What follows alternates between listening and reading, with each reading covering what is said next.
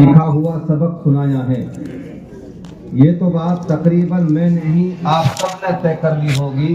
यहाँ पर बच्चों बच्चियों पर अच्छी मेहनत हो रही है। बताओ भाई, हाथ उठाकर, अच्छी मेहनत हो रही है ना? बच्चों को उनका साथीज़ा ने जो कुछ पढ़ाया सिखाया, बिना झिझक उन्होंने माइक पा करके अपना सबक सुना दिया। वरना माइक पर आकर बोलना, अपना सीखा हुआ सबक सुनाना, ये कोई आसान बात नहीं है, बहुत मुश्किल मसला है। जमात गई हमारी मेवात की, तो अब भाई जमात में कोई ऐलान करता है, कोई गश्त के आदाब बयान करता है, कोई 6 नंबर बयान करता है, कोई फजर के बाद, कोई असर के बाद, मुख्तलिफ तरीके से जो एक निज़ाम है। तो भाई जमात में छोटे खा भी चलोगो। अब छोटे खा तो कहीं न गए, छोटे का तो है ऐलान करनो है, तो आध हो चिल्लो तो गुजार दियो याई में भाई मेरे बस के ऐलान का है। लेकिन जब मजबूर किया अमीर साहब ने, तो भाई हाँ कर ली, तो भाई ठीक है तो ऐलान करूंगा। 8 दिन तक तो ऐलान सीखो, और ऐलान आप जानो ही हो कि भाई हमारी जमात आई है, और भाई नमाज के बाद सब रुक जाए, अल्लाह रसूल की बात होंगी। भाई तुरंत पढ़ रहे हैं ऐलान। 8-10 दिन तो ऐलान सीखो, आखिर वक्त आगो छोटे खा ऐलान करनो पड़गो। अब जाके दिमाग पे बोझ सवार होगो कि यार ऐलान करनो है। खुदा बेहतर जाने नमाज भी कैसे तैसे पढ़ी, मगरिब की नमाज ही। अभी तो खोगो ऐलान में, अभी सलाम फेरो बिना, बीच में ही खड़े हो कह रहे हो भाई नमाज के बाद सब रुक जाओ, मेवात तो हमारी बारात आई है। अब इमाम साहब भी बेचारो खुदा बेहतर जाने वो भी जाने कहाँ हो, वाने के ही यार तेने सलाम फेर दियो लगे नो। जमात वाले साथी ने ऐलान कर दिया, वाले कही अल्लाहुम्मा सल्ली अला मुहम्मद व अला आलि मुहम्मद। तो नमाज को सत्यानाश मिला दिया। काई ने छोटे खा की झिझक ने ऐलान किया। तो मेरे अजीजों, माइक पर आकर बोलना, इतना बेहतरीन अंदाज में बच्चों का प्रोग्राम सुना देना और हमारे सामने पेश कर देना बहुत बड़ी बात है ना? बड़ी बात। अल्लाह ताला इस मदरसे को दिन दोगुनी रात चौगुनी तरक्कियां से नवाजे। मेरे भाइयों, मदरसा वैसे ये अरबी का लफ्ज है, अरबी का लफ्ज है, लेकिन उर्दू में भी इस्तेमाल होता है मदरसा। मदरसा नहीं, मदरसा। जैसे मकबरा। मदरसा एक ऐसी जगह को कहा जाता है जहां खालिस इस्लामी और मजहबी तालीम दी जाती है, उसे मदरसा कहा जाता है। मदरसे को हिंदी में स्कूल, हिंदी में पाठशाला, अंग्रेजी में स्कूल कहा जाता है, फारसी में दरसगाह कहा जाता है। इस तरह मुख्तलिफ नाम है। और अच्छा, खालिस दीनी तालीम और मजहबी तालीम जहाँ दी जाती हो उस जगह को मदरसा कहा जाता है। उर्फ आम में भी लोग मदरसा के नाम से जानते हैं। इन मदारिस इस्लामिया में पढ़ाने का मकसद कतअन बड़ी नौकरी हासिल करना, अच्छा पैसा कमाना, अच्छी गाड़ी लेना, अच्छी कोठी बनाना कतअन नहीं। मदारिस इस्लामिया में पढ़ने पढ़ाने का मकसद पहले नंबर पे अल्लाह की रजा और अल्लाह की खुशनुदी हासिल करना है। दूसरे नंबर पे ये जो अमानत मदीना मुनव्वरा से चल करके हम तक पहुंची, 1450 साल में उस अमानत की हिफाजत, उस अमानत की इशाअत और उस अमानत में जो गड़बड़ी बेईमानी करे उसकी तहकीक और तदकीक शामिल है। और ये काम मदारिस इस्लामिया में सिखाया जाता है। मेरे भाइयों, इस्लाम का सबसे पहला मदरसा मक्का मुकर्रमा में कायम हुआ, जिसका नाम था दारे अरकम। अरकम एक सहाबी का नाम था जिसने अपना घर अल्लाह की रजा के लिए मुहम्मदुर रसूलुल्लाह सल्लल्लाहु अलैहि वसल्लम की खिदमत में पेश किया। और इस दारे अरकम में सबसे पहला इस्लामी मदरसा कायम हुआ। इसी मदरसे में हजरत अबू बकर सिद्दीक रजी अल्लाह ताला अन्हु ने पढ़ा। इसी मदरसे में हजरत उमर फारूक रजी अल्लाह ताला अन्हु ने इल्म दीन हासिल किया।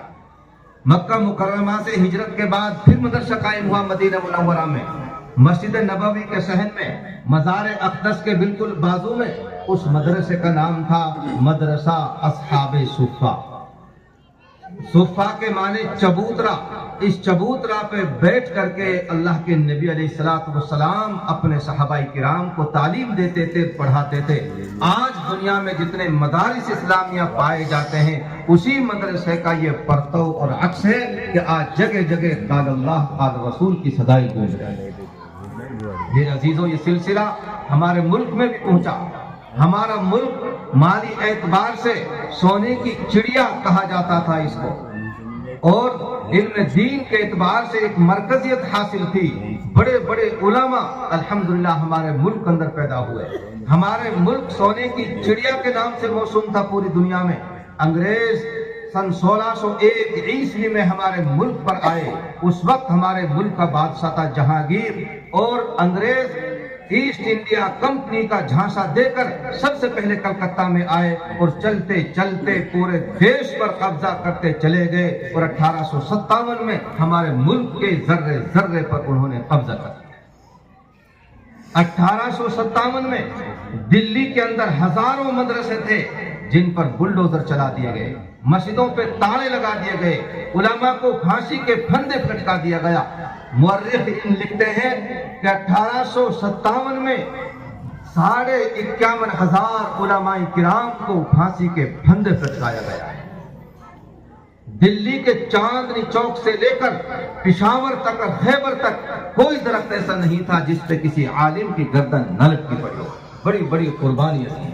1857 کے بعد مسلمانوں کو شہید کر دیا گیا، علماء کو پھانسی کے پھندے پھٹکا دیا گیا، مدرسوں پر بلڈوزر چلا دیے گئے، مسجدوں میں تالے لگا دیے گئے۔ ان حالات میں اللہ کا نام لینا، قرآن کا نام لینا بڑا جرم سمجھا جاتا تھا۔ 1857 کے ٹھیک 9 سال بعد ہمارے وہ اکابرین جو مشیت ایزدی کی بنا پر چھپ چھپا کر بچ گئے تھے، 9 سال کے بعد دیوبند کی سرزمین پر مسجد چھتا کے صحن میں انار کے پیڑ کے نیچے انہوں نے یہ تہیہ کیا، یہ ارادہ کیا کہ یہاں دینی مدرسہ قائم کرنا ہے۔ کیوں؟ 1857 کے بعد انگریزوں نے چال چلی، عیسائی مشنریاں ہمارے دیش میں کود گئی، اور انہوں نے یہ کہا کہ تمہارے باپ شہید ہو گئے، تمہاری مائیں بیوہ ہو گئی، اب ایسا کرو بچوں کو ہمارے حوالے کرو، ہم ان کو اپنے کانوینٹوں میں پڑھائیں گے۔ کانوینٹ کا ترجمہ ہے عیسائی مدرسہ۔ وہ کانوینٹ اسے کہتے ہیں جس میں خالص عیسائی مذہب کی تعلیم دی جاتی ہو۔ ان بچوں کو ہمارے کانوینٹوں میں داخل کرو، ان کا کھانا فری، ان کا لباس فری، کتاب فری، ہاسٹل فری، سب کچھ فری دیں گے، بس تم بچوں کو ہمارے حوالے کرو۔ یہ سلسلہ دیکھ کر کے ہمارے اکابرین نے سوچا اسی نہج پر ہم دارالعلوم قائم کریں گے، دیوبند کی بستی میں اسلامی مدرسہ قائم کریں گے، اسی نہج پر کہ تم بچے ہمارے حوالے کرو، کھانا فری دیں گے، ہاسٹل فری دیں گے، کتاب سارے کام فری دیں گے، بچوں کو ہمارے حوالے کرو۔ چنانچہ 30 مئی 1866 میں دیوبند کی سرزمین پر مسجد چھتا کے صحن میں انار کے پیڑ کے نیچے ایک اسلامی مدرسے کی بیل ڈالی گئی۔ اللہ اکبر! اس مدرسے میں سب سے پہلے ایک طالب علم آیا، ایک بچہ آیا۔ کیا نام تھا اس بچے کا؟ اس بچے کا نام تھا محمود۔ ارے آپ بھی بولو بھائی، کیا نام تھا؟ محمود۔ ایک استاذ کو مقرر کیا گیا، اس استاذ کا نام بھی تھا ملا محمود۔ پڑھانے والا بھی محمود اور پڑھنے والا بھی، بولو بھائی، محمود۔ اور اللہ کے نبی علیہ الصلوۃ والسلام کو جنت میں جو مقام ملے گا اس مقام کا نام بھی محمود۔ یہ حسن اتفاق کہ پڑھنے والا بھی محمود اور پڑھانے والا بھی محمود۔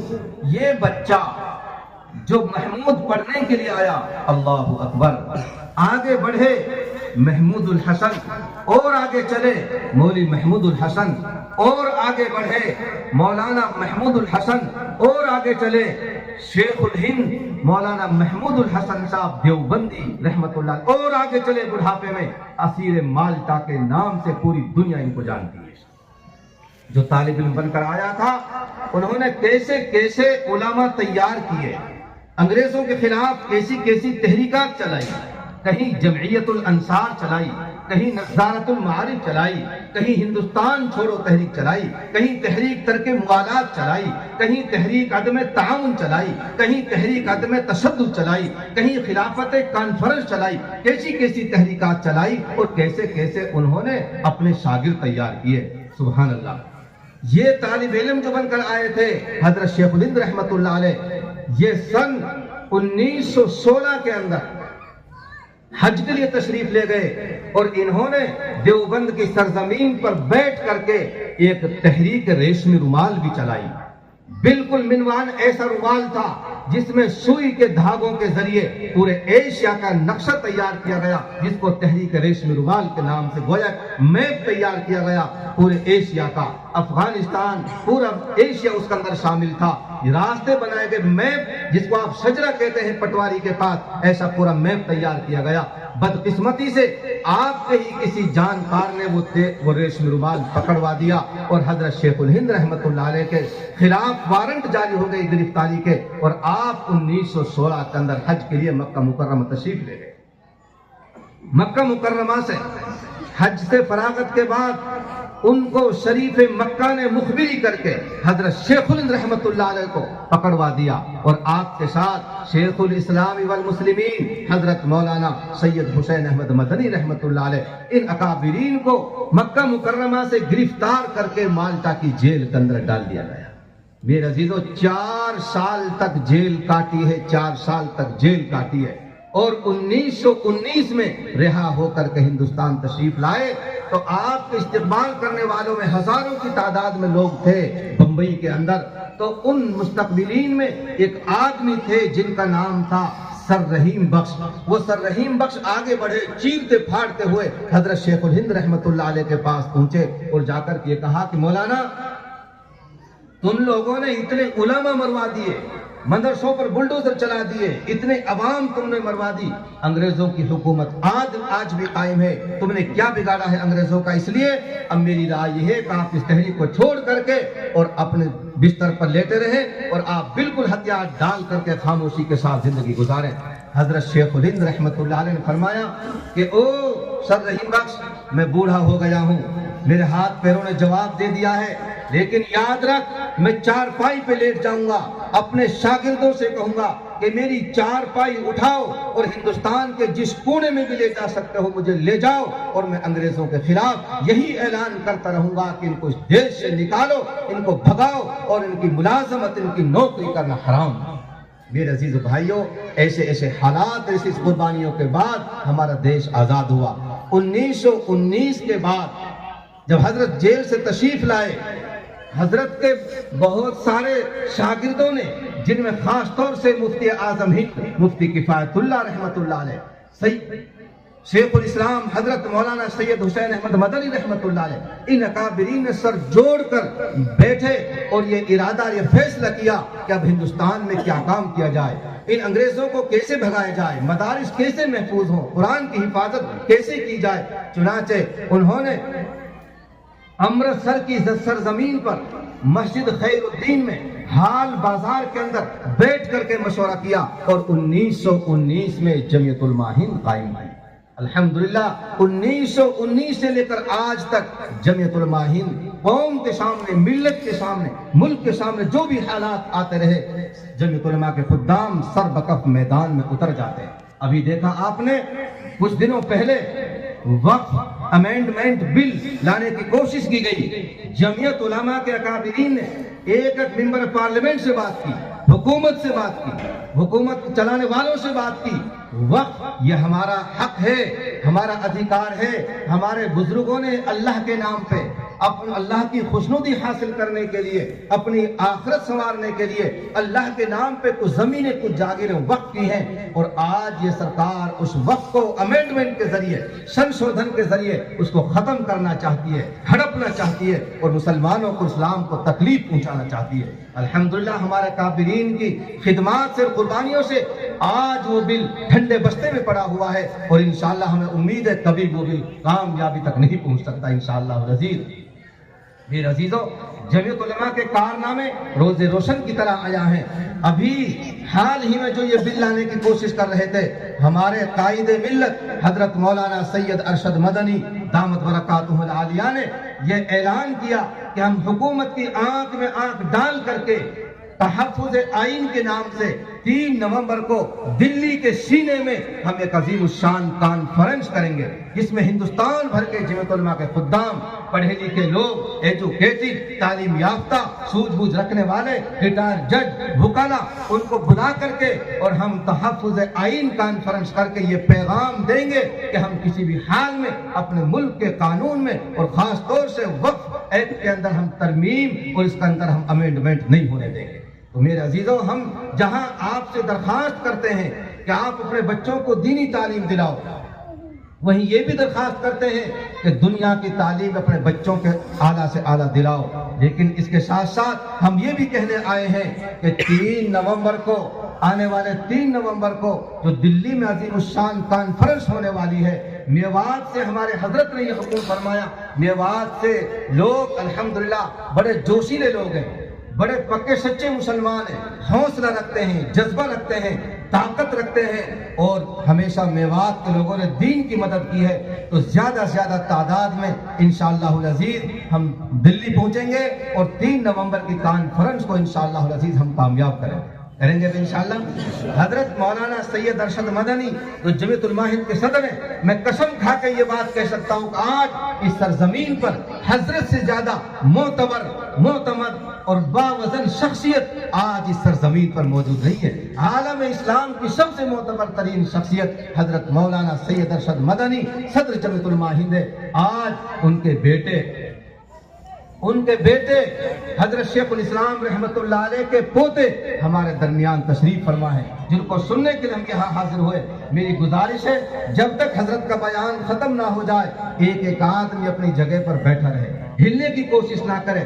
یہ نواسۂ رسول ہیں صلی اللہ علیہ وسلم، یہ فاطمہ کے لال ہیں، فاطمہ کا خون ان کے رگوں میں دوڑ رہا ہے، اور حضور اکرم صلی اللہ علیہ وسلم کی آل میں سے سید ہیں۔ ہمارے ذمہ ضروری ہے کہ ہم ان کا احترام کریں، ان کی باتیں سنیں، جو پیغام یہ دے کر ہمیں جائیں، مرتے دم تک انشاءاللہ ہم پلے گرے لگا لیں، اس پر انشاءاللہ عمل کریں گے کام بھائی انشاءاللہ العزیز۔ بس یہی باتیں مجھے عرض کرنی تھی، لیکن انشاءاللہ کبھی موقع ملا، ہم تو کہتے ہی رہتے ہیں کبھی موقع ملا، انشاءاللہ پھر کبھی عرض کریں گے۔ اللہ تعالیٰ کہنے سننے زیادہ ہم سب کو عمل کی توفیق عطا فرمائے، اور ہمارے بڑے عالم حضرت مولانا محمد عمر صاحب، ان کی بھی ہم چاہتے ہیں چند باتیں سامنے آ جائیں۔